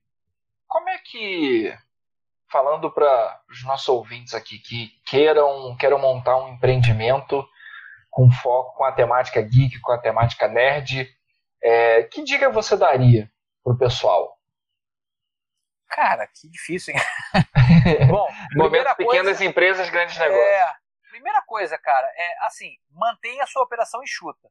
A minha operação é mega enxuta, sabe? Eu tento, por exemplo, praticamente sou sozinho no curso, né? Só o Marcelo que dá aula comigo, mas mesmo assim o Marcelo é praticamente independente do curso, assim, ele toca a turma dele lá. O imóvel é meu, então não pago aluguel. Então é tudo muito planejado, os investimentos são muito feitos com muito cuidado com precificação. Na prestação de serviço, no meu caso, que é a prestação de serviço, eu tenho um aparato, pelo menos antes da pandemia, né? Agora o site funciona como uma vitrine, mas o curso em si é uma vitrine a partir do momento que as pessoas chegam no ambiente e ele é limpo, ele é organizado, ele é muito colorido, ele é divertido, ele tem vários action figures, tem livros para a galera acessar à vontade, ar-condicionado, muito claro, bastante iluminação. Isso faz com que a pessoa se sinta confiante que está entrando num empreendimento que não vai passar a perna nele, né? O preço, eu não tenho alteração de preço há 7 anos. A mensalidade não aumenta, é o mesmo preço. Hoje a mensalidade do curso está R$100. Você tem acesso a uma aula de 2 horas toda semana. Você escolhe o dia. A gente tem vários horários e o preço não muda. E eu ainda eu sou tão... eu jogo contra o meu time, né? Eu ainda dou 10% de desconto para quem consegue pagar a mensalidade até o dia 5. E isso se mantém todo mês. Se você todo mês pagar até o dia 5, você vai pagar 10% de desconto todo mês. E eu continuo mantendo assim. Então, a minha dica seria essa: mantenha o seu empreendimento o mais enxuto possível, cuidado com a precificação, que as pessoas são muito sensíveis a preço. Então, procure atuar em nicho. Eu acho o nicho uma coisa... nós já somos nicho, né? Eu acho assim, quem trabalha com cultura pop aqui na região já é nicho. Mas encontre seu público, encontre um canal de comunicação forte com eles, mantenha a comunicação aberta e sempre atento àquilo, seja atencioso, cordial. Não crie só um cliente, crie também um parceiro seu, entendeu? O cara que vai falar bem de você, vai fazer sua propaganda. O boca a boca é importantíssimo aqui na região dos lagos, no interior de maneira geral. Aquele boca a boca é insubstituível. Então, é isso, cara. Mais ou menos isso aí. As minhas dicas. Não sou um grande empresário. Eu me considero mais um cara assim que... Sei lá, cara, que faz o que gosta, sabe? Faz com paixão e as coisas vêm no rastro. Acho que é por aí. Mas eu acho importante assim, a gente falar com você até por causa disso. A gente tem mostrado aqui pessoas que conseguem viver da cultura nerd. Né? Não é impossível, dá pra fazer. Que antigamente parecia pra gente uma coisa surreal. Impossível, O bom disso tudo, cara, é que no final do dia você dorme tranquilão, sabe? Você fez aquela coisa que você gosta, sabe? De maneira honesta, sem sacanear ninguém, sem enrolar ninguém, sendo bem sincero, e fazendo uma coisa que te dá prazer e proporciona prazer para outra pessoa, sabe? É tão legal você ver o aluno te agradecer no final da aula: pô, obrigado pela aula de hoje. O pai do aluno fala: cara, meu filho melhorou tanto. E eu tenho também histórias de alunos com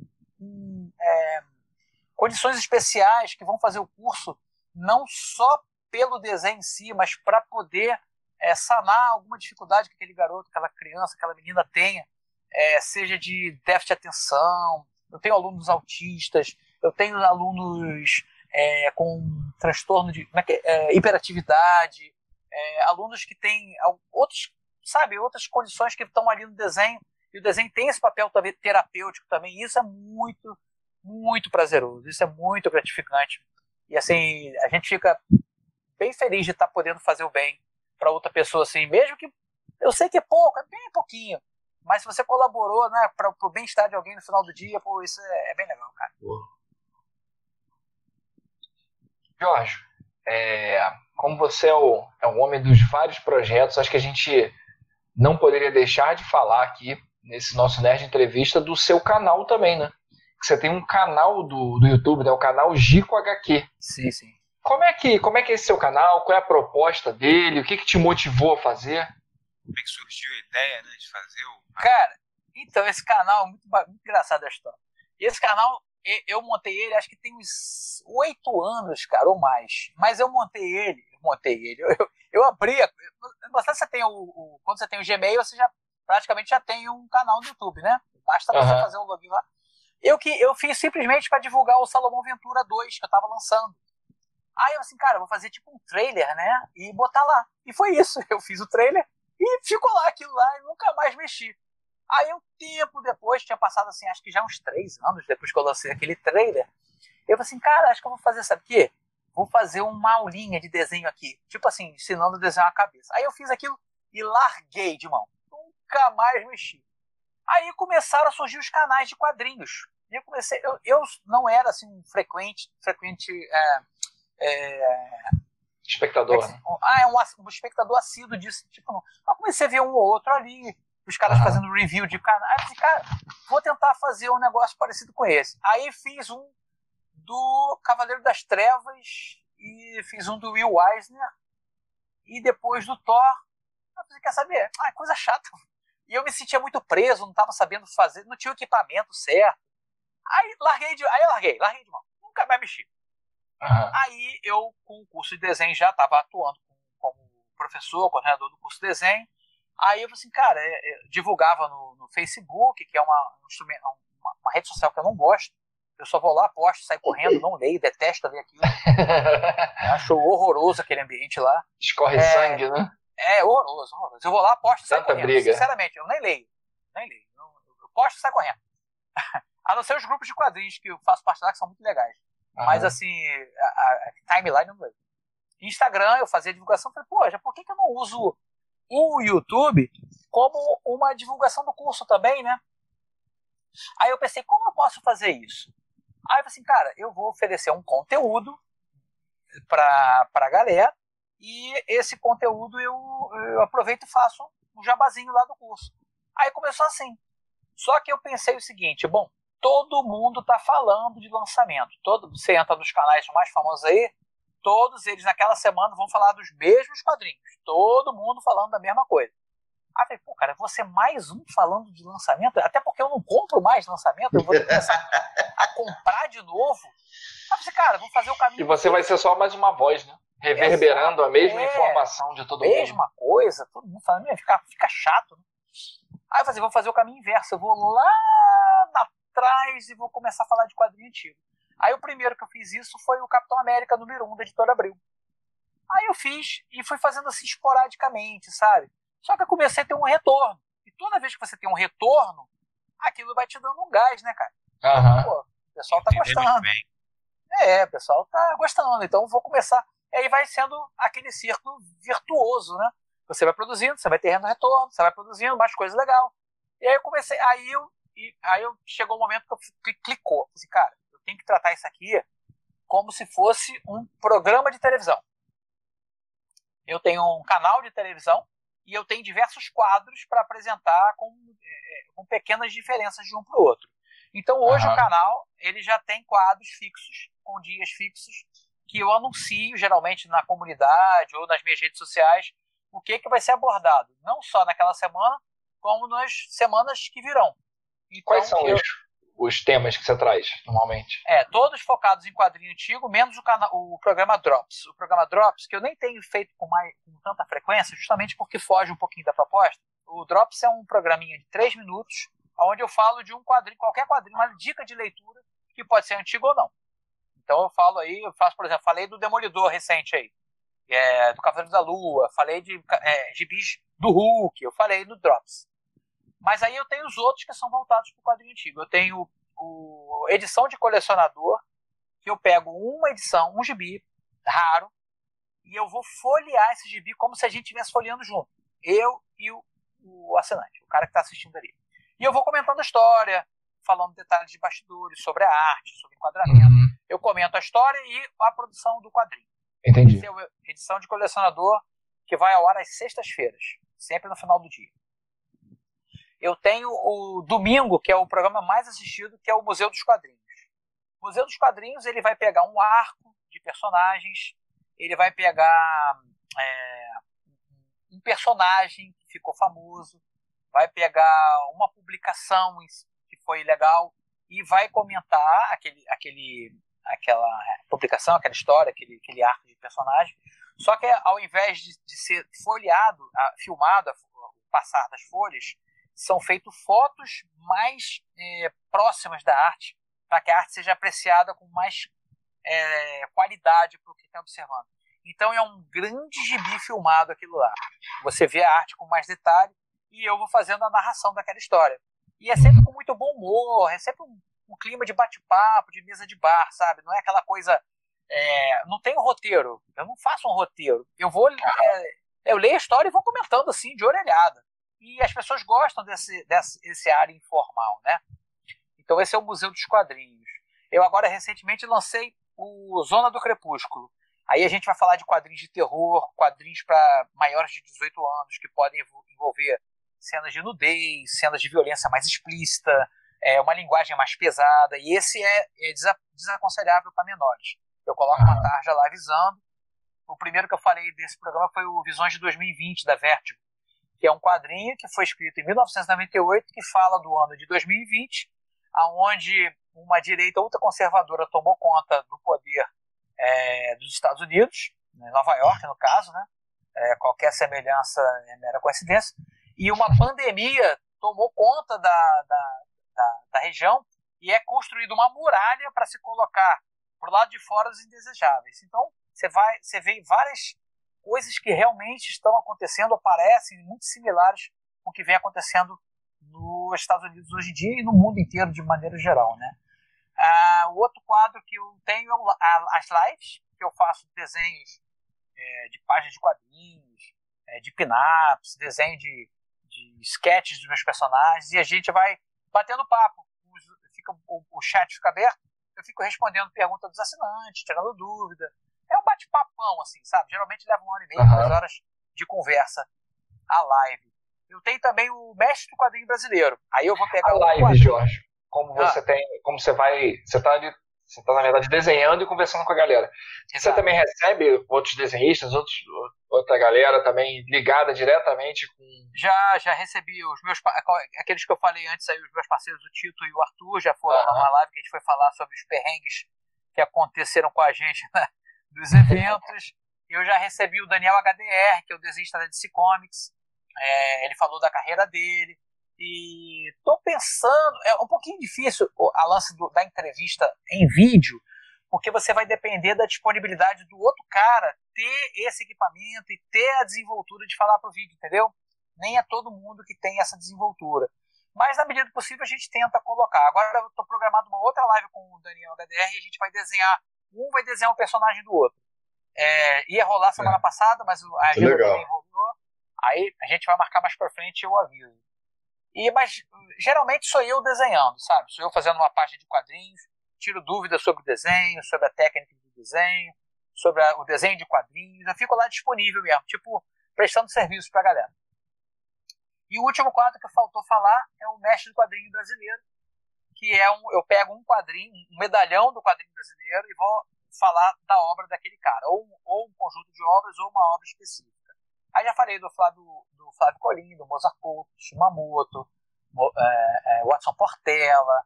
Vou falar do Eugênio Colonese, que apesar de não ser brasileiro, tem a sua produção focada aqui no Brasil. E outros caras aí que eu tô separando. Deodato, eu vi Deodato, já falei. Tem uma galera aí. A qualidade da produção brasileira é excepcional. E é isso. O canal é o Gico HQ. YouTube/Gico HQ. A gente fala basicamente isso, quadrinho antigo. O que eu acho que a gente já passeou bastante, já deu para conhecer bastante da sua história, Jorge. Acho que de onde você saiu, para onde você chegou, você é um cara cheio de projetos. Quais são seus projetos futuros? O que você tem aí, além de esse monte de coisa que você faz ao mesmo tempo, o que você tem aí na gaveta? Quero jogar nas 11, como diria papai. Para contar aí pra gente, o que tem aí no forno para sair, para a galera também já ficar antenada?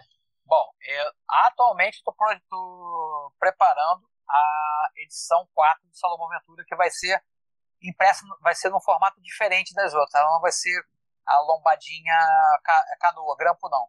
Ela vai ser tipo uma graphic novelzinha mesmo, com lombadinha quadrada. Vai ter uma história bonus track. Esse gibi deve ficar aí com 70 a 80 páginas. Vai ser bem, bem grossinho. Então é isso que eu estou no momento fazendo. Quer dizer, estou terminando o Esquadrão Vitória e está entrando numa campanha no Catarse semana que não sei quando o podcast vai ao ar. Mas a campanha começa em novembro. E aí, no momento, eu estou envolvido com essa campanha e na produção do Salomão Ventura 4, né, que vai chamar Quando Morrem as Lendas. O podcast vai sair antes. Vai sair no início de novembro. Beleza, então galera, fica ligado aí. Quem quiser apoiar o projeto, vai ser super bem-vindo. Agradeço de montão, apoiando, seja lá financeiramente no Catarse, seja divulgando, tá ajudando o quadrinista independente a botar a tua produção na rua. As recompensas são maneiríssimas. Tem desde essa edição especial aí impressa até um pacote onde envolve todas as publicações que eu já produzi, incluindo até uma página original do quadrinho. Você vai ganhar um quadrinho, você vai levar a página de verdade ali, desenhada a grafite para casa. Então tem um monte de recompensas, os preços são bem acessíveis e a partir do iníciozinho de novembro, tá faltando os detalhezinhos de gráfica para fechar o pacote de valores direitinho, a gente vai estar com a campanha no ar. Bom, depois disso, eu estou planejando um outro gibi nessa pegada vintage, só que aí brincando com os personagens da DC Comics. É um gibi que vai chamar, o título é provisório ainda, Os Vigilantes, Os Vigilantes da Justiça, alguma coisa assim. E aí a gente vai ter a mesma coisa que eu fiz com o Esquadrão Vitória, trabalhando com os arquétipos de Homem de Ferro, Capitão América, Thor. A gente vai ter os arquétipos de Super-Homem, Batman, Robin, Flash, Mulher Maravilha, Aquaman, mas também todos brasileiros. O que aconteceria se a Liga da Justiça tivesse sido criada no Brasil? Sim. Essa seria a minha próxima empreitada aí. Além disso, continuar o trabalho no curso, né, tentando ampliar aí para a galera, trazer novos alunos. A gente não sabe quando as aulas presenciais vão voltar, né? Então estamos continuando aí trabalhando no online e pensando numa maneira. A sua aula online, Jorge, uma coisa que você falou, só que eu fiquei com essa dúvida. Por exemplo, nós temos ouvintes, não só aqui no Brasil, tem gente lá de Portugal, tem gente na Argentina, gente na Irlanda, Israel, Suíça. Então, assim, tem uma galera espalhada por aí. Essa galera, ela conseguiria também fazer esse curso de desenho como uma espécie de aluno especial à distância? Não, pode ser de qualquer lugar, não importa. O grande problema seria assim, como a aula é ao vivo, hoje eu só tenho o curso ao vivo. Eu estou preparando aí outra novidade que vai ser o curso em pacote. O que é isso? O cara vai ter um pacote de aulas gravadas, vai ter o material didático igual ao do curso ao vivo, e ele vai fazer no tempo dele. A diferença é que ele só vai ter um dia de plantão de dúvidas, tá? Então ele vai lá, tá com alguma dúvida, ele vai entrar naquele plantão de dúvida e eu vou estar lá para responder ele. Isso eu estou ainda gestando, tá? Não tá uma coisa para lançar agora não. Estou preparando porque tudo tem que ser muito preparado para não ter estresse, não ter problema nem para mim nem para o aluno. Mas esse caso... E manter a qualidade, né? Porque tem essa dificuldade, né? É assíncrono. Você não tá olhando ali para o aluno tirar uma dúvida na hora contigo, pode gerar nele uma insatisfação. Não é à toa que eu tô indo pro 8º ano do curso, né, cara? Então, não é uma coisa... Eu tenho uma qualidade a zelar. Eu tô aqui há 8 anos à toa, né? Não é uma coisa e uma fórmula de trabalho, né? Exato. Tudo amarradinho, funcionando. Eu sei que funciona. Por isso que eu digo pra você, eu durmo de noite tranquilo. Não tô enrolando ninguém. Eu sei que o negócio funciona. Funciona mais para uns do que para outros? Pô, claro. Né? Temos graus de aprendizado diferentes. Isso é em tudo na vida. Mas funciona. Se você se dedica, se você aplica teu tempo ali, vai rolar. Você vai sair. Ah, eu sou zero de desenho. Você vai sair do zero. Eu garanto isso, Agora, o cara de fora, né? Se o horário dele casar com o horário que eu tenho disponível, tranquilo. Tendo vaga, tranquilo. Ele pode fazer, não tem problema nenhum. É para essas aulas ao vivo. Geralmente as aulas no final do dia, sempre às 6 horas da tarde. De 6 às 8. Então, galera, já sabe. E, Jorge, para a gente poder fazer um resumo aqui desses serviços, a gente sempre brinca aqui. Nosso momento Nerd Entrevista também é um momento de jabá de passar o serviço. Jabazão, então, vamos lá. Só para a galera poder te achar em todos os seus projetos. O canal do Gico HQ. Qual é o endereço dele? youtube.com/GicoHQ. Então, galera, Gico com G. G-I-C-O. G-I-C-O. HQ. Isso. Então, galera, já sabem. Acabou o nosso podcast.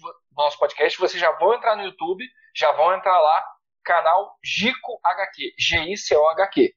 Então, esse é o seu canal do YouTube, que você falou. Vários quadros legais, galera. Debulhando vários quadrinhos, falando sobre quadrinhos antigos.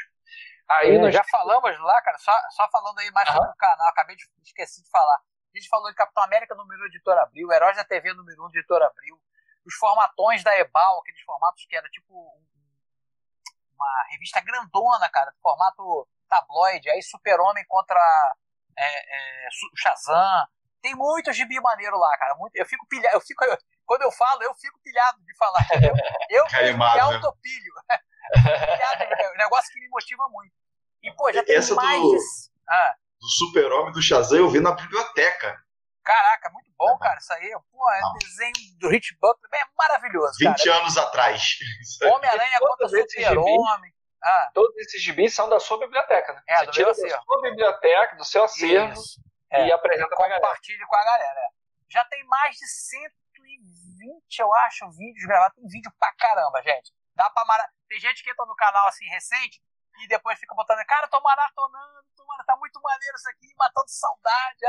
É muito legal também que você se relaciona também com a galera da tua idade, da tua faixa etária ali, e a galera tem experiências similares e pô, vira brother seu, entendeu? É muito maneiro. Então, galera, Gico HQ lá no YouTube. Aí seu curso, Gico, como é que a galera faz também para achar? Bom, eu tenho o site do curso, que é fação de entrar, é gico.com.br. Entrando no site, você tem explicando como o curso funciona, como são os estilos que tem lá, os horários da aula, forma de contato, tá tudo lá. Tá? Link pro YouTube, que tem lá no YouTube também tem alguns vídeos explicando como funciona o curso, como funcionam as aulas online agora, tudo bem explicadinho.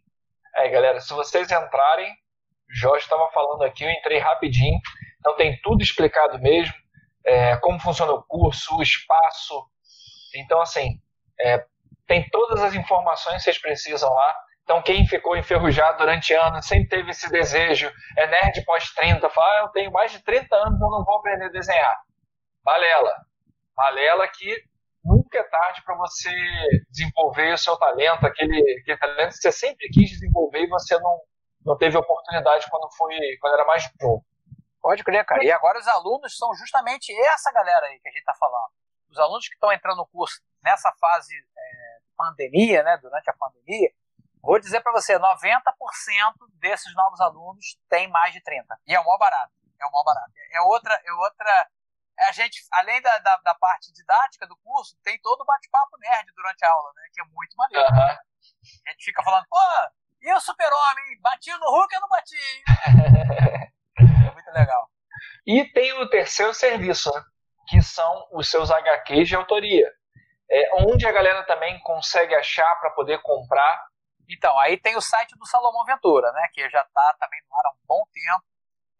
Lembrando que o site é indicado para maiores de 18, não porque tem sacanagem, mas porque tem histórias que tem violência, né? E uma linguagem, às vezes, um pouco mais pesada. Então, é um filme de terror, né? Como pai, né? Eu sou pai, então eu não gostaria que meus filhos menores vissem, de repente, uma pessoa sendo decapitada. Assim, sabe? Então, eu indico para maiores de pelo menos de 16, não vou ser poliana, não. 16 anos, mas não tem pornografia, nada disso, não. Aí entrando lá, você vai ver que é bem legal, porque tem logo um carinha, leve minha caça ou me tire daqui, logo na entrada do site. Então é salomãoventura.com.br, claro, tudo sem acento, né? E lá tem a loja, você pode comprar os quadrinhos físicos. Você pode falar para mim, cara, tô duro, não posso comprar nada. Então eu vou quebrar teu galho. Eu disponibilizo diversos quadrinhos para leitura gratuita lá no site. Pode ler à vontade, pode fazer o que você quiser lá, comenta. Vai ser um prazer. Chega lá, salomãoventura.com.br. Meus quadrinhos estão por lá. Mas vamos deixar de ser morrinha, né, galera? Vamos entrar lá e vamos comprar os quadrinhos. Tira o escorpião do bolso. Tira o escorpião do bolso, não vamos só... Porque muitas vezes a gente fica reclamando, né, gente? A gente vai para uma Netflix, vai para o cinema, mas não tem... Pô, podia ter uma temática legal aqui, é porque também a gente não contribui, né? Imagina, a gente fazer um tema como esse, crescer e ser falado, circular, e ser, né, descoberto, circular, é assim que as coisas acontecem, galera. Então a transformação também da cultura nerd, a gente manter essa cultura nerd cada vez mais viva e cada vez mais ativa, também depende de nós. Também não adianta a gente ficar reclamando só, né? E não fazer a nossa parte, não contribuir, e não ajudar, e não consumir. Não é ajudar, é consumir, né? Assim como a gente consome um monte de coisa americana ou europeia, consumir também o que é feito aqui, que é com muita qualidade, sem dúvida. Aquele futuro filme aí do Salomão. Pô, cara, meu sonho. Quando eu falo do negócio da transmídia, né, cara? Eu tenho aqui preparado o projeto. Eu estudei como se faz um projeto para série de TV. A gente chama de pitch. Eu tô com o pitch prontinho aqui por uma temporada de 6 episódios do Salomão Ventura. 6 live action ou animação. Já tentei, cara, fazer essa ponte aí. Mandei para algumas produtoras, mas é muito difícil. Você... É chegar na pessoa certa. Porque, por exemplo, eu não posso mandar para Netflix. Eles não aceitam, tá? O projeto. Você não pode, uma pessoa chegar aqui, pô, cara, Netflix, tive uma puta ideia para uma série, olha só, eles não aceitam. Você tem que chegar através de uma produtora, a produtora que tem que chegar, marcar uma reunião com eles e aqui encaminhar o projeto. Já mandei para algumas produtoras, a maioria não me deu nem... Como é normal, né? O não já é garantido. Alguns nem e-mail retornaram. É a frase aqui que a gente usa muito, isso aí. O não é garantido. Não tive nenhum sim, por enquanto. Mas tenho fé que um dia a gente vai assistir, porque é a mesma coisa que a mola propulsora para fazer os meus quadrinhos. É aquilo assim, pô, cara, como eu gostaria de ler isso. Aí, foi o que o meu coordenador da pós-graduação, quando o Salomão Ventura, na verdade, é um trabalho de pós-graduação, né, de conclusão de curso. E ele falou assim, cara, por que você está fazendo isso, cara? Quadrinho de terror, baseado em folclore. Ele me perguntou assim, meio, não é bem desdenhando, meio desacreditado. Meio descrente da ideia. Eu falei assim, bicho, eu quero fazer isso, sabe por quê, cara? Eu queria muito ler isso aí, ter isso na banca pra eu comprar e ler. Aí eu falei assim, porra, excelente resposta. Excelente resposta. Aí é isso aí. Eu gostaria muito de ver a série do Salomão Ventura. Eu ia ficar muito pilhado de assistir isso. Sabe, negócio bem feito. Não galhofa, bem feito. Um terror levado a sério, com bons efeitos, boas interpretações. Se fosse uma animação, sabe, pica das galáxias aí, eu ia ficar orgulhoso de assistir, porque é meu filho que está na tela, e feliz de assistir, porque é uma coisa que eu gostaria de estar assistindo ali, consumindo. Eu tô acabando de assistir agora uma animação que estreou no Netflix, O Sangue de Zeus. Estreou ontem, eu já tô na metade. Pô, que troço maneiro, cara, bem feito. Me parece, não pesquisei ainda não, mas é uma coisa grega mesmo, sabe? Com raízes gregas. A mitologia, que legal, né? Seria ver alguma coisa. Baseado na eu assisti uma mitologia, minissérie aquela Boa Tarde, Verônica. Bom Dia, Verônica. Pô, série policial maneira, cara. Isso que eu queria, sabe? Uma coisa de qualidade, usando os meus personagens. Eu ia ficar muito feliz mesmo. Você já se pegou nesse momento de pensar assim, pô, de ter esse sonho, de ter... Quem seria o ator a interpretar o... Salomão Ventura.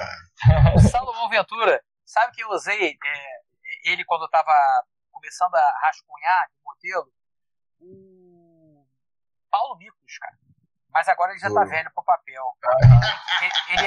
Ele é um cara, não é um cara bonito, né? O Salomão Ventura não é um cara bonito, é um cara feioso mesmo.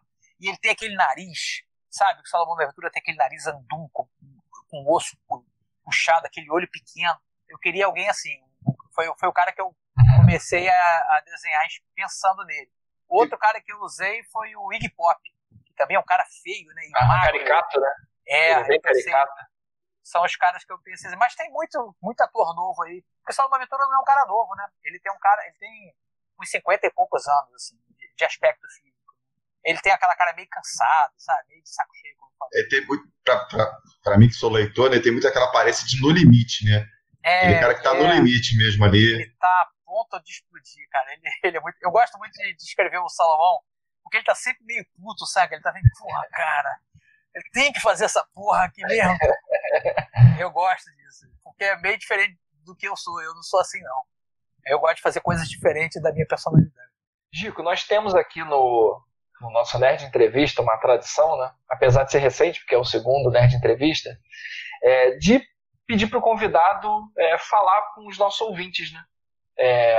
Nossos ouvintes são todos, assim, 85% dos nossos ouvintes são de 28 anos para cima. Inclusive, a gente tem ali uma faixa pequena de pessoas até acima de 60 anos, né? Que não é dia de ninguém aqui não, tá? É gente que gosta mesmo. Minhas tias não escutaram, pedi. Não escutaram, não. E assim, o que você poderia deixar de palavra para a galera aí sobre a cultura nerd, o nerd pós-30? O que você pode deixar de palavra aí para os nerds pós-30 aqui do nosso canal, os nossos ouvintes? Cara, não desistam. Assim, é uma coisa muito prazerosa, né? Hoje virou modinha, né? O nerd é quase um elogio, né? Na verdade, quando eu era gurista, ser chamado de nerd era xingar, né, cara? E hoje é um elogio, o cara bate no peito, sai com a camisa do Batman na rua, felizão. Então, o que eu queria falar pra essa galera aí, continue, cara, continue, que é muito bom, é muito gostoso, agrega, né, te traz satisfação. E procurem, cara, eu sei que é difícil, mas procurem trazer gente nova. Porque a gente vai, né, a gente não fica pra semente, cara, a gente vai embora. E se a gente não trouxer gente nova, principalmente para leitura, eu acho que vai ser uma coisa que aos pouquinhos vai morrer. Então, aqui em casa, eu procuro fazer isso com a minha filha. Meu filho meio que perdi pro mundo dos games. Ele não é um leitor, não tem mais jeito, ele não gosta de ler mesmo. A minha filha eu conseguia, fiz a assinatura da Turma da Mônica, ela tá amarradona, já tá migrando pro Asterix, sabe? Já pegou uma Animona para ler, então já estou conseguindo criar uma nova leitora aqui em casa. Então, tentem trazer. Não tem nada contra as outras mídias, eu adoro tudo, eu vou no cinema também, amarradão, mas eu acho que é muito importante para a formação da galera, como cidadão mesmo, a leitura, sabe? Você saber se expressar, você saber criar coisas novas, você produzir conteúdo, acho que a leitura é fundamental. Então, vamos ler, cara, continuem a ler e tragam novos leitores aí. E é isso, cara, vamos ser felizes. Ótimo. Tem nada mais para falar. José, encerrou a gente. Uma palavra final? Nada? Vou nem dar meu conselho do He-Man hoje. Gico, o Doda normalmente ele sempre manda um conselho do He-Man aqui, mandando as crianças olhar para os dois lados antes de atravessar as ruas. Eu queria dar o conselho do esqueleto, mas ia ficar... Não consegue não, você não consegue. Entra nessa vibe não, que não é a sua não, rapaz. Ó, Gico, mais uma vez, cara, muito, muito obrigado mesmo. A gente curtiu bastante fazer esse Nerd Entrevista contigo. Esperamos que os nossos ouvintes, né, vocês aí que ouviram o nosso programa, esse programa até o final, façam o de sempre. Entrem lá nas redes sociais, compartilhem o programa com o máximo de pessoas que vocês conhecem. Mandem para todo mundo. Lembrando o serviço lá do Gico. Canal do YouTube, galera, Gico HQ. O curso dele, gico.com.br. Então, assim, se você tinha um sonho de desenhar, não desista, não é só dom. Galera, é suor, é aprender, é correr atrás. Então, gico.com.br. E o Salomão Ventura, qual é o site mesmo, Jorge? salomãoventura.com.br. Então, faça de procurar no Google. E nas redes sociais, eu tô lá no Facebook e no Instagram. Se você botar Gico HQ, invariavelmente você topa comigo em algum lugar desse aí. Então eu tô por lá. Tem a página do Facebook do curso, tem a página do Facebook do Salomão, eu tô no Face e no Instagram também, Gico HQ lá no Instagram, é só me catar por lá. Aí você fica acompanhando o que eu tô fazendo de desenho, eu sempre posto desenho por lá, o que eu vou gravar no YouTube, dica de desenho, enfim, tô por lá. Desenhos que eu fiz na semana. Então, segue lá que a gente vai bem. Tá ótimo. Obrigado, Jorge. Então, galera, terminamos por aqui mais um Nerd Entrevista. Esperamos que vocês tenham curtido tanto quanto a gente. Falou, pessoal. Um abraço. Abraço. Valeu, galera. Abração. Tchau.